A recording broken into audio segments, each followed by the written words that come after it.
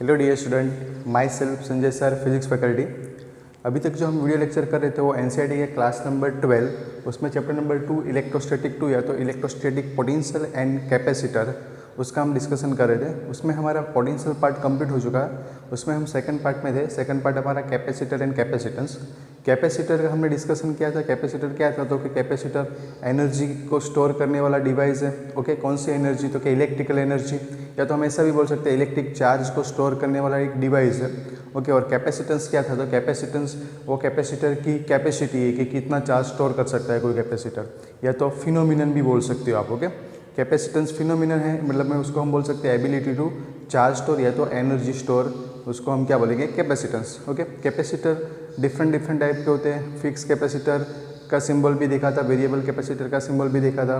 Different capacitor की बात करें तो हमारे पास सिलिंड्रिकल कैपेसिटर जो नॉर्मली हम ज़्यादा यूज़ करते हैं, जो फ़ैन के अंदर लगे होते हैं, हमारे जो मदरबोर्ड होते हैं लैपटॉप कंप्यूटर के, उसके अंदर होते हैं। ओके, जो भी इलेक्ट्रिकल अप्लायंस है उसके अंदर ज़्यादा से ज़्यादा यूज़ होने वाला जो हमारा जो इलेक्ट्रिकल कंपोनेंट है वो कैपेसिटर है। अभी कैपेसिटर के अंदर हम डिस्कस कर रहे थे पैरेलल प्लेट कैपेसिटर के बारे में।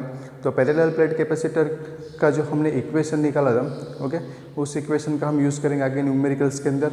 अभी जो नेक्स्ट टॉपिक है वो है कॉम्बिनेशन ऑफ कैपेसिटर। जैसे आपने 10th के क्लास में जो चैप्टर नंबर 12 है शायद, वो इलेक्ट्रिसिटी है, उसके अंदर रेजिस्टेंस का कॉम्बिनेशन पढ़ा होगा आप लोगों ने। तो 2 टाइप्स के कॉम्बिनेशन होते हैं। एक कॉम्बिनेशन होता है सीरीज कॉम्बिनेशन, दूसरा जो है पैरेलल कॉम्बिनेशन। तो वो पढ़ने की नीड क्यों आ रही है कैपेसिटर के अंदर? रजिस्टर में तो हमने ऑलरेडी पढ़ा हुआ है 10th के क्लास में, वापस पढ़ेंगे चैप्टर नंबर 3 के अंदर, 12th के अंदर। तो कैपेसिटर का कॉम्बिनेशन पढ़ने की नीड इसलिए आ रही है कि आप जब न्यूमेरिकल्स करोगे, प्रॉब्लम सोल्व करोगे फिजिक्स के अंदर, तब आपको नेटवर्क दिया जाएगा, एक सिस्टम दिया जाएगा पूरा कैपेसिटर का, जिसके अंदर डिफरेंट कॉम्बिनेशन होंगे। तो उसमें आपको वहाँ पे पता करना पड़ेगा कि कौन सा कॉम्बिनेशन है, वहाँ पे सीरीज कॉम्बिनेशन है, पैरेलल कॉम्बिनेशन है। तो उसका इक्विवेलेंट निकाल के बाद में आपको सिंपलेस्ट वे में उसको सॉल्व करना पड़ेगा।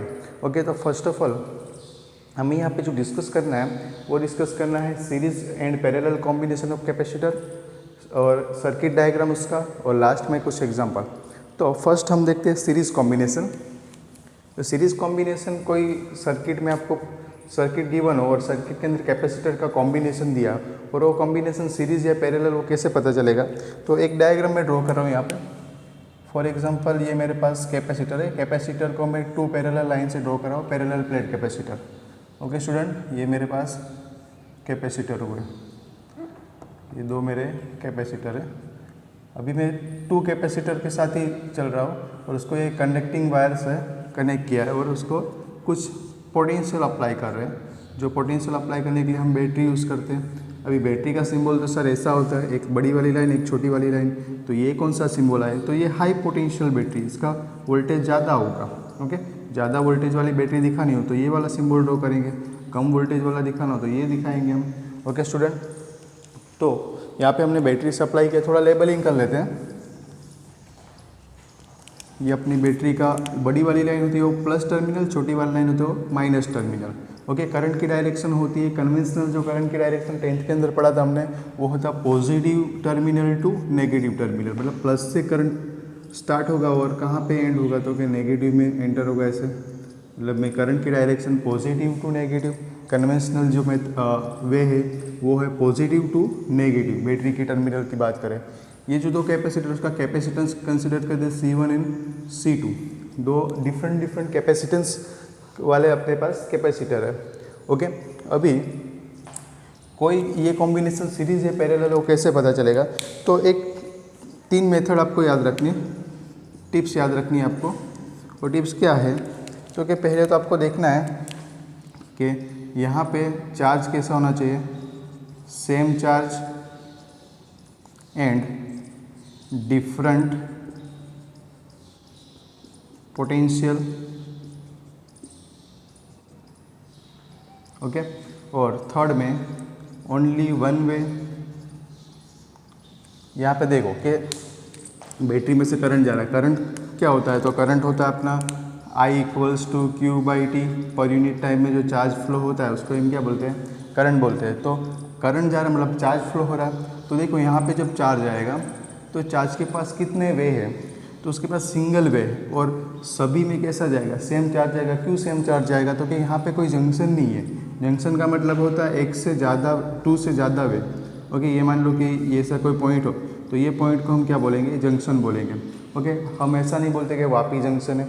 ओके, क्योंकि वहाँ पे ओनली एक ही डायरेक्शन है, मतलब मैं मुंबई से अहमदाबाद की तरफ ही ट्रेन जाती है, तो अहमदाबाद से मुंबई की तरफ ही जाती है, कोई दूसरा पाथ नहीं है वहाँ पे, मतलब उसको हम जंक्शन नहीं बोलते। ओके, अहमदाबाद जंक्शन बोलते क्योंकि वहाँ पे डिफरेंट ट्रैक है। ओके, सिंगल ट्रैक नहीं है। तो जंक्शन किसको बोलेंगे, दो से ज़्यादा लाइन मीट होती है, दो से ज़्यादा वायर जहाँ पे मीट होते हैं वो पॉइंट को हम क्या बोलेंगे, जंक्शन बोलेंगे। ओके, 3 रास्ता 4 रास्ता है वो क्या होगा, जंक्शन होगा अपना। तो यहाँ पे चार्ज को ओनली वन वे मिलेगा पास होने के लिए, मतलब मैं दोनों कैपेसिटर्स में से चार्ज कैसा जाएगा, सेम जाएगा, एक ही रास्ता है इसलिए। ओके, तो मान लो कि ये पॉजिटिव चार्ज है, तो पॉजिटिव चार्ज पॉजिटिव प्लेट है तो बैटरी की, तो पॉजिटिव टर्मिनल की वजह से यहाँ पे क्या होगा, पॉजिटिव चार्ज इंड्यूस हो गया, इसके ऊपर पॉजिटिव चार्ज डेवलप हो गए, इसके वजह से सामने वो नेगेटिव चार्ज, सेम मैग्नीट्यूड का नेगेटिव चार्ज इंड्यूस करेगा। फिर नेगेटिव की वजह से सामने हमने पढ़ा था पहले चैप्टर के अंदर चार्जिंग की प्रोसेस, जिसमें चार्जिंग बाय इंडक्शन देखा था कि कोई बॉडी, चार्ज बॉडी को कोई न्यूट्रल बॉडी के पास रखे तो उसके अंदर चार्ज इंड्यूस होता है या तो डेवलप होता है, तो कितना होता है, तो कि सेम मैग्नीट्यूड का लेकिन अपोजिट पोलैरिटी का। तो यहाँ पे माइनस है तो सामने कौन सा इंड्यूस होगा, पॉजिटिव इंड्यूस होगा। सिमिलर है, पॉजिटिव सामने नेगेटिव इंड्यूस कराएंगे और ये भी ऐसे भी नेगेटिवली प्लेट से साथ कनेक्टेड है।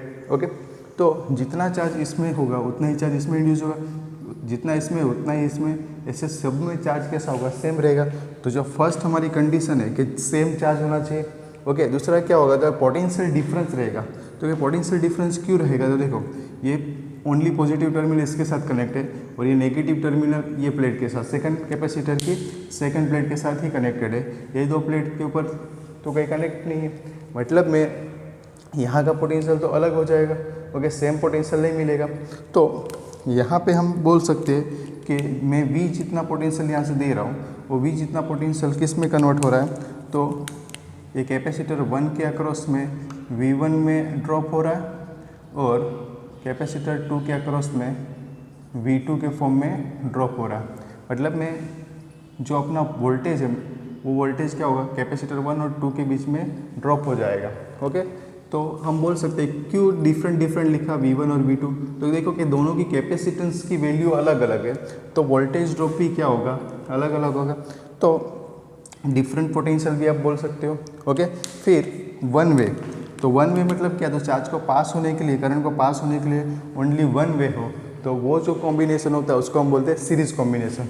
तो जब भी आपके पास सर्किट हो तो सर्किट को पहले देखना है, सर्किट में देखना है कि चार्ज के पास कितने पाथ है, ओनली वन वे है, चार्ज सेम जा रहा है तो और पोटेंशियल डिफरेंट है, तो उस केस में आपका जो कॉम्बिनेशन होगा वो कॉम्बिनेशन कैसा होगा, जो कि सीरीज़ कॉम्बिनेशन होगा। अभी सीरीज़ कॉम्बिनेशन में देखो कि मैं यहाँ से 100 वोल्ट अप्लाई करूँ, तो 100 वोल्ट अप्लाई करूँ तो मान लो कि यहाँ पे 30 वोल्ट का ड्रॉप हो रहा है फर्स्ट कैपेसिटर के अक्रॉस में, तो यहाँ पे कितना होगा 70 वोल्ट। ओके, तो टोटल कितना होगा 100 वोल्ट होगा, क्योंकि देखो वोल्ट क्या है, वोल्ट होता है अपना V = W/Q, per unit charge के ऊपर जो हम वर्क डन कराते हैं वही हमारा पोटेंशियल है। तो मतलब वर्क डन के साथ इक्विवेलेंट है, तो मतलब वर्क एनर्जी के साथ इक्विवेलेंट होता है। तो एनर्जी जो है वो कभी भी क्रिएट या तो डिस्ट्रॉय नहीं होती, मतलब में हम 100 वोल्ट अप्लाई कर रहे हैं तो वो 70 + 30 में क्या हो रहा है, ड्रॉप हो रहा है। मतलब इनिशियल वोल्ट और फाइनल वोल्ट जो ड्रॉप हो रहा है दोनों कैसा होना चाहिए, सेम होना चाहिए। ओके, क्योंकि एनर्जी का कंजर्वेशन यहाँ पे अप्लाई होगा। ओके, कभी भी यहाँ पे 80 + 30 नहीं होगा, मतलब वोल्टेज इंक्रीज नहीं हो जाएगा, यहाँ पे वोल्टेज ड्रॉप ज़्यादा नहीं हो जाएगा इसके कंपैरिजन में। ओके, जो जितना अप्लाई कर रहे हैं उससे यहाँ पे क्या होगा, कम होगा, लेकिन ये जितने भी वोल्टेज ड्रॉप है उसके सम है वो ये टोटल वोल्ट के बराबर होगा। ओके स्टूडेंट, तो ये याद रखना, वोल्टेज ड्रॉप अपना कैसा होगा, यहाँ का जितना होगा उसके सम के बराबर होगा। तो हम बोल सकते हैं कि हमारा जो वोल्टेज ड्रॉप है V, टोटल वोल्ट हमारा V है, और वोल्टेज ड्रॉप फर्स्ट कैपेसिटर के अक्रॉस में कितना V1, सेकंड कैपेसिटर के अक्रॉस में है अपना V2। तो मतलब initial voltage equals to final voltage, energy का कंजर्वेशन यहाँ पे देख सकते हो। ओके, अभी हमें रिलेशन पता है इसके बीच में, तो क्या वोल्टेज कैपेसिटर और चार्ज के बीच में, और रिलेशन था कैपेसिटेंस का फॉर्मूला C = Q/V। ओके, ये रिलेशन है अपने पास। तो यहाँ से मैं v को सब्जेक्ट बनाऊँ तो v equals to Q by C होगा। ओके, वैल्यू सब्स्टिट्यूट करें 1 के अक्रॉस में जो मेरे पास वोल्टेज ड्रॉप होगा वो क्या होगा क्यू बाई सी वन, क्योंकि चार्ज की वैल्यू तो सेम है सभी में। इसमें भी चार्ज कितना होगा सेम होगा क्यू क्यू, इसमें भी चार्ज कितना होगा क्यू, इसमें भी चार्ज क्यू, मतलब चार्ज दोनों कैपेसिटर में सेम रहेगा। कैपेसिटेंस की वैल्यू डिफरेंस, इसलिए यहाँ पे मैं 1 के अक्रॉस में जो कैपेसिटेंस 1 है उसके अक्रॉस में voltage drop V1 equals to क्या होगा Q1 by C1। Second V2 के अक्रॉस में C2 के अक्रॉस में voltage drop V2 equals to क्या होगा Q by C2। Value substitute करो तो आपके पास इक्वेशन बनेगा Q by C equivalent equals to Q by C1 plus Q by C2। Simplification करें तो देखो Q by C equivalent equals to, यहाँ पे Q कॉमन निकाल देते हैं, 1/C1 प्लस 1/C2, तो ये Q कैंसिल आउट, तो 1/C equivalent equals to 1/C1 plus 1/C2। ये आपका क्या आया इक्विवेलेंट कैपेसिटेंस का फॉर्मूला है। इसको और सिंप्लीफाई करो तो आपका फॉर्मूला बनेगा 1/C equivalent equals to, cross multiply करें तो C2 plus C1 divided by C2 into C1 या तो C1 इंटू C2। ओके, तो C इक्विवेलेंट क्या मिलेगा आपको, C इक्विवेलेंट मिलेगा C1 into C2 divided by C1 plus C2। ये आपका फाइनल इक्वेशन हुआ। तो जब भी आपको इक्विवेलेंट कैपेसिटेंस निकालना हो, जब सीरीज कॉम्बिनेशन हो, तो आप ये फॉर्मूला अप्लाई कर सकते हो। सिंपली आप याद रख सकते हो सीरीज़ के लिए, ये सीरीज़ के लिए तो वो आपका होगा मल्टीप्लिकेशन ऊपर और नीचे एडिशन। ओके, 2 कैपेसिटर हो तब आप ऐसे सिंपले वे में कर सकते हो। ओके, ऊपर मल्टीप्लिकेशन और नीचे एडिशन। सिंपल याद रखने के लिए आप याद रख सकते हो सीरीज़ का इक्विवेलेंट मा, okay, multiplication by addition. Okay, capacitor का सिंपल मैं ये शॉर्टकट दे रहा हूँ सिर्फ याद रखने के लिए, कोई लॉजिक नहीं है इसमें। ओके स्टूडेंट, अभी ये तो 2 कैपेसिटर थे, अभी हमारे पास n कैपेसिटर हो तो उस केस में कैसे निकालें। तो देखो कि मेरे पास ये कोई कॉम्बिनेशन है जिसके अंदर n कैपेसिटर है ऐसे, और उसको ऐसे बैटरी से कनेक्ट किए हुए हमने, हेवी वोल्ट की बैटरी है, इसका कैपेसिटेंस C1 C2 और ऐसे Cn। ओके, तो हमें पता है कि यहाँ से जो करंट जाएगा, करंट के पास ओनली 1 वे है, ओनली 1 पाथ है, करंट डाइवर्ट नहीं होगा, करंट का डिवाइडेड नहीं होगा, चार्ज भी डिवाइड नहीं होगा, ओनली सेम चार्ज जाएगा। सभी के बीच में जो चार्ज होगा Q Q Q, charge same, और वोल्टेज ड्रॉप डिफरेंट, यहाँ पे वोल्टेज ड्रॉप अलग, यहाँ का वोल्टेज ड्रॉप भी अलग। सो यहाँ पे हम बोल सकते हैं कि कॉम्बिनेशन अपना सीरीज़ है। तो सीरीज़ कॉम्बिनेशन में हमें पता है कि जो वोल्टेज होता है, टोटल वोल्टेज, वो किसके बराबर होता है, तो जो इंडिविजुअल वोल्टेज ड्रॉप है उसके सम के बराबर होगा। तो V1 plus V2 plus up to Vn लिख सकते हैं। ओके स्टूडेंट, इसमें वैल्यू सब्स्टिट्यूट करें तो C equals to Q by V होता है, तो V equals to Q by C, तो यहाँ पे लिख सकते हैं Q by C equivalent equals to Q by C1 plus Q by C2 plus up to Q by Cn। Okay, simplify करें तो 1/C equivalent equals to 1/C1 plus 1/C2 plus up to 1/Cn। तो ये आपका n number of capacitor हो उसके लिए equation हो गया। ओके स्टूडेंट, अभी स्पेशल केस ले लेते हैं। स्पेशल केस क्या है, तो स्पेशल केस में मान लो कि आपके जो कैपेसिटर हो इक्वल या तो आइडेंटिकल हो, मतलब C1 equal to C2 equal to C हो, तो ये वाले केस में आप देख सकते हो C इक्विवेलेंट आपका क्या आएगा, C into C divided by C plus C. तो सिंप्लीफिकेशन करो, C इक्विवेलेंट क्या आएगा यहाँ पे, तो कि C² बाई 2C, मतलब में C कैंसिल आउट तो C बाई 2। ओके, ऐसे n नंबर हो तो उसके लिए n नंबर वाले के लिए क्या आएगा C equivalent, okay C by n। Okay, ये फॉर्मूला मिलेगा आपको। तो आप देख सकते हो यहाँ पे कैपेसिटेंस है, ये जो वैल्यू है कैपेसिटेंस की वैल्यू है, डिवाइडेड बाय n क्या है, तो नंबर ऑफ कैपेसिटर। जब आपके पास कॉम्बिनेशन सीरीज हो तो सीरीज कॉम्बिनेशन में आपको क्या करना है, तो जब आइडेंटिकल कैपेसिटर हो तो कैपेसिटेंस की value divided by number of capacitor in combination करो तो आपको डायरेक्ट आंसर मिलेगा सीरीज कॉम्बिनेशन में। लेकिन ये इक्वेशन किसके लिए, ओनली आइडेंटिकल कैपेसिटर हो, जब आपके कॉम्बिनेशन में जो कैपेसिटर है सीरीज कॉम्बिनेशन में वो आइडेंटिकल हो तब आप ये फॉर्मूला अप्लाई कर सकते हो। ओके। और यहाँ पे आप देख सकते हो कि कैपेसिटेंस की value divided by number of capacitors, obviously वो क्या होगा, डिक्रीज होगा। ओके, मतलब में कैपेसिटर आपका डिक्रीज होते जाएगा, जो फाइनल कैपेसिटेंस की वैल्यू है वो डिक्रीज होगी। ओके, तो अच्छे से नोट करो, फिर इसके कुछ एग्जांपल्स देखते हैं।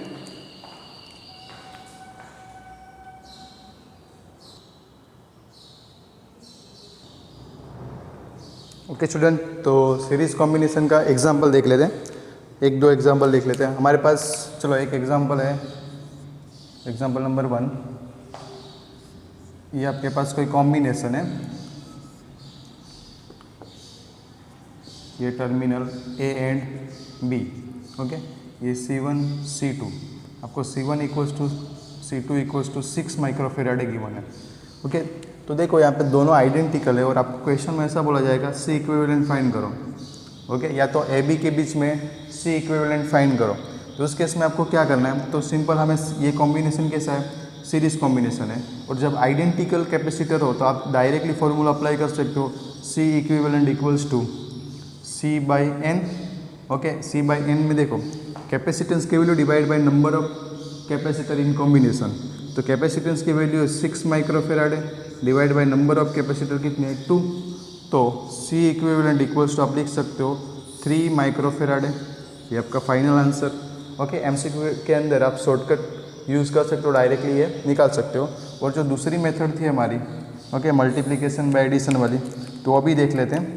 तो C इक्विवेलेंट इक्वल्स टू क्या करेंगे, C1 into C2 divided by C1 plus C2। तो यहाँ पे दोनों सेम है, तो 6 into 6 divided by 6 plus 6। Okay, तो सिंप्लीफाई करेंगे तो क्या आएगा, 36 बाई 12। तो भी आंसर आपका कितना आएगा, 3 माइक्रोफेराड है। ओके, तो ऐसे भी सेम आंसर आएगा, लेकिन जब आइडेंटिकल कैपेसिटर हो तो आपको ये वाला फॉर्मूला यूज़ करना है। ओके स्टूडेंट, सिमिलर दूसरा एग्जांपल ले लेते हैं। एग्जांपल में मान लो कि आपके पास कॉम्बिनेशन में 3 कैपेसिटर है। ओके, ऐसे ये 3 माइक्रोफेराड है, ये 3 माइक्रोफेराड है, ये भी 3 माइक्रोफेराड है, और ये ए टर्मिनल, ये बी टर्मिनल। इसके बीच में आपको इक्विवेलेंट कैपेसिटेंस निकालना है। तो सिंपल आप लिख सकते हो C1 equals to C2 equals to C3 equals to 3 microfarad है। तो C इक्विवेलेंट इक्वल्स टू आपको क्या करोगे, C इक्विवेलेंट इक्वल्स टू आप लिखोगे C बाई एन। C की वैल्यू कितनी है, तो कि 3 माइक्रोफेराड है, और number of capacitor in combination कितने हैं, 3, तो 1 माइक्रोफेराड है आपका आंसर आएगा। Okay, simple. लेकिन डिफरेंट हो तो जब आपके कॉम्बिनेशन में मान लो कि ये आपका 2 कैपेसिटर है, ओके, ए और बी टर्मिनल के बीच में, ये आपका 2 माइक्रोफेराड है और ये 4 माइक्रोफेराड है, 2 डिफरेंट कैपेसिटर है, तब ये आप फॉर्मूला नहीं यूज़ कर पाओगे। तब आपको मल्टीप्लिकेशन एडिशन वाला फॉर्मूला अप्लाई करना है। तो C इक्विवेलेंट इक्वल्स टू आप लिखोगे C1 into C2 divided by C1 plus C2। Okay, तो C1 की वैल्यू है 2 माइक्रोफेराड है इंटू 4 माइक्रोफेराड है डिवाइडेड बाई 2 माइक्रोफेराड है प्लस 4 माइक्रोफेराड है। ओके, या तो यूनिट को बाद में लिखो तभी भी चलेगा। तो ऊपर आंसर आएगा आपका 8 डिवाइडेड बाई 6। ओके, तो आपका ये आंसर हो जाएगा, या तो लिख सकते हो 4/3। ओके, ये आपका फाइनल आंसर माइक्रोफेराडे में। तो जब आपके पास डिफरेंट कैपेसिटर हो तो ये मल्टीप्लिकेशन, ऊपर मल्टीप्लिकेशन डिवाइडेड बाय एडिशन वाला फॉर्मूला, और जब आपके पास आइडेंटिकल कैपेसिटर हो तो C बाई एन वाला। तो आप देखोगे यहाँ पे जब हमने कैपेसिटर में कॉम्बिनेशन, देखो कैपेसिटर का कॉम्बिनेशन है सीरीज कॉम्बिनेशन, उसके अंदर स्मॉलेस्ट कैपेसिटर कौन सा है, 2 माइक्रोफेराड, और ये पूरे कॉम्बिनेशन का इक्विवेलेंट कितना है, 4/3। तो कुछ पॉइंट में आएगा 1 पॉइंट समथिंग जो भी है। ओके, तो जो अपने पास स्मॉलेस्ट कैपेसिटर है कॉम्बिनेशन में, उससे भी स्मॉल वैल्यू आएगा आपका इक्विवेलेंट कैपेसिटेंस की वैल्यू। कौन से कॉम्बिनेशन में, सीरीज कॉम्बिनेशन में। तो एक नोट करके नीचे लिखना है आपको, जब equivalent capacitance is smaller than the smallest individual capacitance.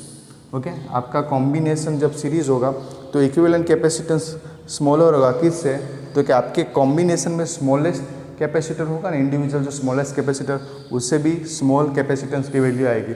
तो न्यूमेरिकल करते वक्त आपको ये चीज़ भी याद रखनी है, जब आपकी वैल्यू स्मॉलेस्ट कैपेसिटर से ज़्यादा आ रही होगी तो आपका आंसर कहीं ना कहीं रॉन्ग होगा। तो आपको वहाँ पे चेक करना है कि मेरा आंसर रॉन्ग तो नहीं है, वापस से आप ट्राई करना पड़ेगा आपको। ओके, तो अच्छे से ये न्यूमेरिकल्स नोट कर लो। फिर नेक्स्ट हम कॉम्बिनेशन देखते हैं, पैरेलल कॉम्बिनेशन।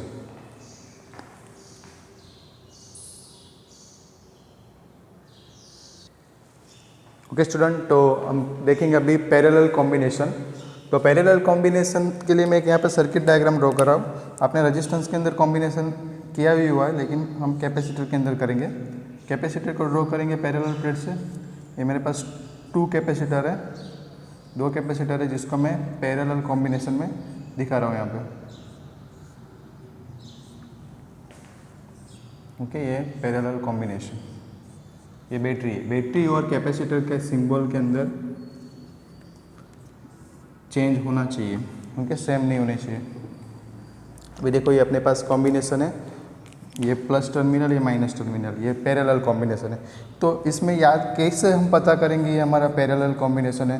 तो टिप्स याद रखना आपको, क्या याद रखना है तो कि सेम क्या होना चाहिए, सेम पोटेंशियल, पोटेंशियल सेम, लेकिन डिफरेंट क्या होना चाहिए, डिफरेंट चार्ज और मल्टीपल वे, मल्टीपल वे, सिंगल वे नहीं होगा। ओके, तो उस तरह का कॉम्बिनेशन है, उसको हम क्या बोलेंगे, पैरेलल कॉम्बिनेशन। तो देख सकते हैं यहाँ पे करंट जाएगा, यहाँ से करंट की डायरेक्शन हमें पता है, electrical current higher potential to lower potential flow करता है। तो यहाँ पे करंट आएगा इस टर्मिनल के पास, ओके, यहाँ पे पहुँचेगा तो उसके पास 2 वे, देखो, एक तो इस तरफ जाएगा और एक इस तरफ जाएगा। तो 2 वे होगा तो करंट क्या होगा, डिवाइड होगा, और करंट डिवाइड हो रहा है। ओके, तो क्या डिवाइड होगा, चार्ज भी डिवाइड होगा। तो चार्ज सेम नहीं जाएगा, चार्ज क्या हो जाएगा, डिफरेंट डिफरेंट चार्ज जाएगा। लेकिन पोटेंशियल की बात करें तो ये प्लस टर्मिनल है, ओके, ये माइनस टर्मिनल से कनेक्टेड है, ये वाला जो पॉइंट है वो। तो ये प्लस टर्मिनल वाला इसको पॉजिटिवली चार्ज करेगा, ये प्लेट को पॉजिटिव सेम अमाउंट में, ये सेम यहाँ पे कनेक्टेड है, और ये माइनस वाला इसको क्या करेगा, नेगेटिवली चार्ज। तो दोनों प्लेट के बीच में जो वोल्टेज ड्रॉप होगा वो कैसा होगा, इक्वल होगा। यहाँ पे भी वी, यहाँ का जो चार्ज होगा वो कितना होगा, Q1, और इसका ले लेते हैं Q2। इस कैपेसिटेंस C1 और इसका C2, वोल्टेज कैसा रहेगा, सेम, और मल्टीपल वे हो, मल्टीपल वे होगा, चार्ज का डिवाइड होगा। तो उस तरह के कॉम्बिनेशन को बोलते हैं हम कैसा, पैरेलल कॉम्बिनेशन। ओके, कैपेसिटेंस की वैल्यू यहाँ पे डिफरेंट डिफरेंट दिखाई हमने। अभी इसके अंदर देखो कि जितना चार्ज यहाँ से पास हुआ है उतना ही यहाँ से निकलेगा, मतलब जितना करंट हम दे रहे हैं उतना ही वापस आना चाहिए। प्लस टर्मिनल जितना करंट जा रहा है उतना ही वापस आएगा। तो यहाँ पे जो सम हो रहा है, मतलब इसमें जो चार्ज स्प्लिट हो रहा है, वहाँ वापस जंक्शन पे क्या होगा, ऐड होगा। तो मतलब में according to conservation of energy, similar हम यहाँ पे भी बोल सकते हैं कि मतलब में एनर्जी का कंजर्वेशन क्या था कि एनर्जी कभी भी क्रिएट नहीं होती है और डिस्ट्रॉय भी नहीं होती। सिमिलर चार्ज का कंजर्वेशन भी है कि चार्ज कभी भी क्रिएट नहीं होगा, डिस्ट्रॉय नहीं होगा। यूनिवर्स में चार्ज का जो वैल्यू है वो कांस्टेंट रहेगा, ओके, अमाउंट है कांस्टेंट रहेगा। तो यहाँ से जितना चार्ज जा रहा है उतना ही चार्ज आपको मिलना चाहिए। तो according to conservation of charge यहाँ पे चार्ज सेम मिलना चाहिए, सेम नहीं आएगा तो अपना जो law of conservation of energy है वो क्या हो जाएगा, गलत हो जाएगा। ऐसा तो पॉसिबल नहीं है। तो यहाँ पे जितना भी चार्ज हम दे रहे हैं, मतलब में हम Q जितना चार्ज सप्लाई कर रहे हैं, यहाँ से जो चार्ज जा रहा है Q जितना जा रहा है, ओके, तो वो Q जितना चार्ज दे रहे हैं वो Q1 प्लस Q2 में क्या हो रहा है, डिवाइड हो रहा है। तो मतलब initial charge equals to final charge. तो कंजर्वेशन यहाँ पे क्या होगा, वो भी होगा, ओके, कंजर्वेशन यहाँ पे वैलिड होगा। तो हमें यहाँ पे देखो कि फिर से मैं एक बार एक्सप्लेन कर रहा हूँ, पैरेलल कॉम्बिनेशन के अंदर सेम पोटेंशियल होना चाहिए। देखो ये दोनों साइड में पोटेंशियल इसके अक्रॉस में क्या रहेगा, सेम। इसलिए आपके घर के अंदर जो भी है अप्लायंस यूज़ करते हैं, अप्लायंस के अंदर या तो जो भी हमारे इक्विपमेंट है वो कैसे कॉम्बिनेशन पे कनेक्ट होता है, जो भी है, जैसे कि हीटर, लाइट, फैन, टेलीविज़न, वो सभी का जो वायरिंग होता है वो पैरेलल कॉम्बिनेशन में होता है। क्यों पैरेलल कॉम्बिनेशन में? तो देखो कि पैरेलल कॉम्बिनेशन में वोल्टेज डिवाइड नहीं होता है, वोल्टेज डिफरेंट नहीं होता, सेम वोल्टेज रहता है पैरेलल कॉम्बिनेशन में। अभी ऐसा रहेगा तो सभी अप्लायंस को इक्वली जितना अमाउंट का पोटेंशियल चाहिए, जितना अमाउंट का उसको वोल्टेज चाहिए वो मिलते रहेगा। जब सीरीज़ में होता तो वोल्टेज क्या हो जाता, डिवाइड हो जाता। तो सभी जो अप्लायंस है उसको जितना रिक्वायरमेंट है पोटेंशियल का उतना नहीं मिलेगा। तो हमारे घर के जितने भी अप्लायंस होते हैं उस अप्लायंस किस पे कनेक्टेड होते हैं, तो कि पैरेलल कॉम्बिनेशन में। क्यों पैरेलल में? तो कि वोल्टेज का डिवाइड नहीं होता। वोल्टेज डिवाइड हो जाएगा तो सभी अप्लायंस अपने नीड के अकॉर्डिंग वर्क नहीं कर पाएंगे। ओके, उनको नीड के अकॉर्डिंग पोटेंशियल नहीं मिलेगा। ओके, क्लियर है सभी को? अभी चार्ज का डिवाइड हो रहा है और कंजर्वेशन भी फॉलो करना है। तो कंजर्वेशन किसका यहाँ पे देखना है? चार्ज का। तो चार्ज का कंजर्वेशन यहाँ पे देख लिया हमने। अभी Q, C और V के बीच का हमें क्या निकालना है? रिलेशन। तो वो सिंपल रिलेशन है। क्या relation? C equals to Q by V। Q को सब्जेक्ट बनाएंगे तो क्या आएगा? CV। तो फर्स्ट कैपेसिटर के अक्रॉस में जो चार्ज होगा वो Q1, वो क्या आएगा? C इंटू V, क्योंकि पोटेंशियल सेम, कैपेसिटेंस डिफरेंट। तो Q2 इक्वल्स हम लिख सकते हैं C2 into V। Value substitute करें तो आपके पास इक्वेशन आएगा C equivalent into V equals to C1V plus C2V। इसमें से V कॉमन निकालो। C equivalent into V equals to V common C plus C2। अभी ये V cancel out, potential cancel. तो C इक्विवेलेंट इक्वल्स टू क्या आया? C1 plus C2। तो ये आपका इक्विवेलेंट का फॉर्मूला हुआ। ऐसे हम n नंबर के लिए निकाले तो निकाल सकते हैं ना। तो n नंबर के लिए डायग्राम, सर्किट डायग्राम देख लो।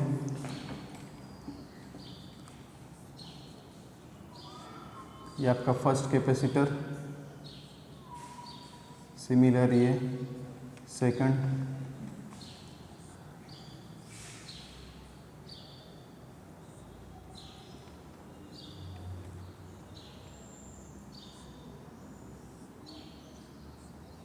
ओके, इससे ये n नंबर ऑफ कैपेसिटर।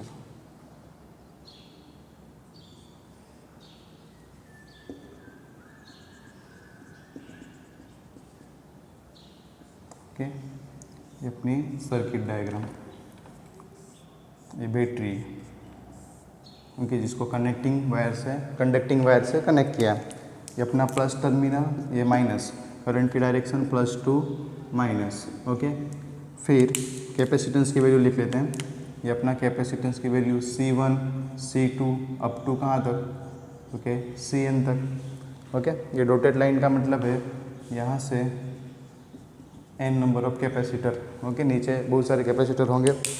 अभी उस कॉम्बिनेशन के लिए लिख सकते हैं यहाँ पे चार्ज, यहाँ से क्या होगा? यहाँ से Q जा रहा है, यहाँ पे ऐड होके Q ही निकलेगा, लेकिन सभी में क्या होगा? डिवाइड हो जाएगा। यहाँ पे चार्ज Q1, Q2 ऐसे Qn। तो हम लिख सकते हैं Q equals to Q1 plus Q2 plus up to Qn। Okay, C equals to होता है Q by V।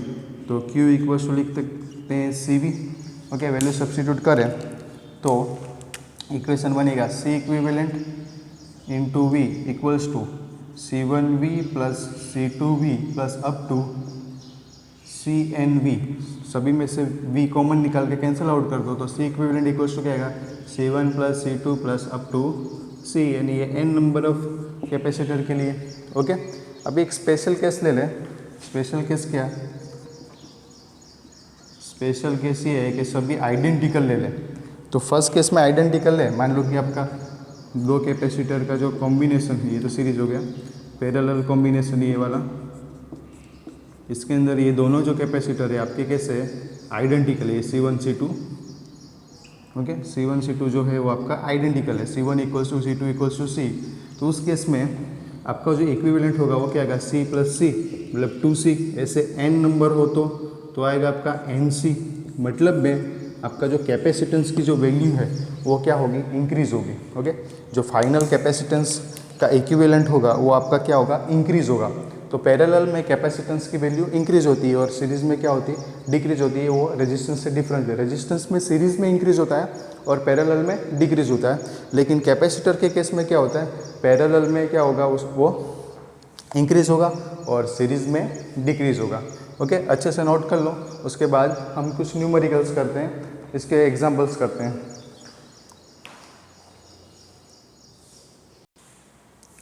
Okay student, तो पैरेलल कॉम्बिनेशन के एग्जांपल्स देख लेते हैं। एग्जांपल्स के अंदर मान लो कि आपके पास दो कैपेसिटर है, ये और एक ही है, दोनों कैसे कनेक्टेड है? पैरेलल में। इस C1 या C2, अभी C1 equals to C2 equals to 2 microfarad है। ओके, एग्जांपल नंबर 1 पैरेलल के लिए।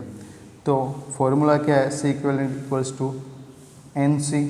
ओके, तो NC के अंदर n मतलब number of capacitor in combination, तो 2 है, इनटू कैपेसिटेंस का वैल्यू तो 2 माइक्रोफेराड मतलब 10⁻⁻⁶ तो ये क्या आ जाएगा 4 माइक्रोफेराडे। ओके, सिमिलर जो हम करते थे दूसरे वे में, C equivalent equals to C1 plus C2, तो C1 है अपना 2 माइक्रोफेराडे प्लस 2 माइक्रोफेराडे, तो रिजल्टेंट आंसर आएगा 4 माइक्रोफेराडे। ओके, मतलब एडिशन होगा, सिंपल वे में दिखा सकते हो आप।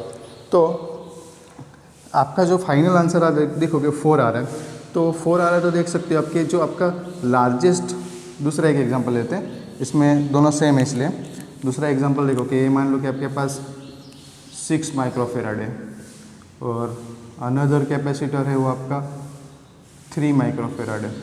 तो आपको फाइंड करना है ए बी के बीच में इक्विवेलेंट, ये ए और बी टर्मिनल के बीच में इक्विवेलेंट फाइंड करना है। तो सी इक्विवेलेंट इक्वल्स टू आप लिख सकते हो C1 प्लस C2, तो 6 माइक्रोफेराड है प्लस 3 माइक्रोफेराड है, तो रिजल्टेंट आंसर आएगा आपका 9 माइक्रोफेराड है। तो यहाँ पे आपका जो इक्विवेलेंट है वो लार्जेस्ट वैल्यू है, जो इंडिविजुअल लार्जेस्ट कैपेसिटर की जो वैल्यू है, कैपेसिटेंस की जो वैल्यू है कॉम्बिनेशन में, उससे भी क्या आएगा, लार्ज आएगा। पहले केस में जो स्मॉलेस्ट था उससे भी स्मॉल आएगा, यहाँ पे लार्जेस्ट से भी लार्ज आपका फाइनल आंसर आएगा। तो मतलब आप बोल सकते हो कि आपका इक्विवेलेंट कैपेसिटेंस पैरेलल में इंक्रीज होगा और उसकी वैल्यू होगी आपके कॉम्बिनेशन में जो इंडिविजुअल कैपेसिटर होंगे, लार्जेस्ट कैपेसिटर होगा उससे भी लार्ज वैल्यू आएगी। ओके, तो अच्छे से ये कॉम्बिनेशन नोट करो कॉम्पिटिटिव के लिए और बोर्ड के लिए, very very important. Okay student, thank you.